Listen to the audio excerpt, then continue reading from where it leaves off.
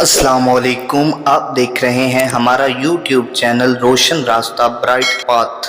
तो नाजरीन, चलते हैं अपनी वीडियो की तरफ कि आज की वीडियो ईद उल अज़हा के वजीफ़ा के बारे में है कि ईद उल अज़हा को हमें कौन सा वजीफ़ा करना चाहिए।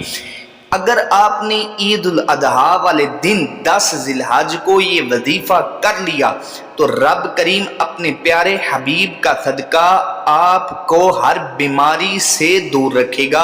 अगर आप बीमार हैं तो आपको सेहत कामला आजला अता फरमाएगा। ये वजीफ़ा आप अपने लिए भी कर सकते हैं और अपने प्यारों के लिए भी कर सकते हैं।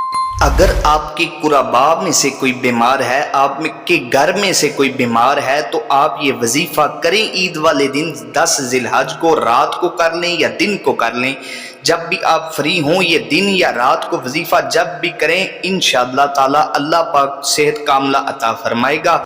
ख़ास तौर पे ये वजीफ़ा दिल की बीमारियों के लिए है। किसी भी किस्म की दिल की बीमारी हो, ये अमल आप 10 ज़िलहज को करें, इंशाअल्लाह ताला आपको अल्लाह पाक सेहत अता फरमाएगा और ये आपके दिल को जिंदा रखेगा। हजूर पाक सल्लल्लाहु अलैहि वसल्लम ने फरमाया, क़यामत वाले दिन कुछ लोग जब जन्नत और दोज़ख को देखेंगे तो दोज़ख को देखकर उनके दिल मुर्दा हो जाएंगे। कुछ लोग ऐसे होंगे जिनके दिल जिंदा रहेंगे।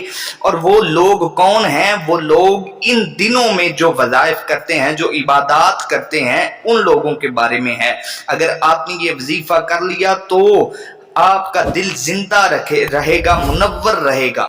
तो चलते हैं अमल की तरफ। अमल क्या है? आपने 2 रकत सलातुत तौबा पढ़ने हैं। 2 रकतें पढ़ने के बाद आपने उसी जगह पर बैठ के यकसुई के साथ ला हौला वला कुव्वता इल्ला बिल्लाहिल अलीयुल अज़ीम, ये 300 मरतबा आपने अल्फाज पढ़ने हैं। अव्वल आखिर 11 मरतबा आपने दरूद पाक पढ़ना है।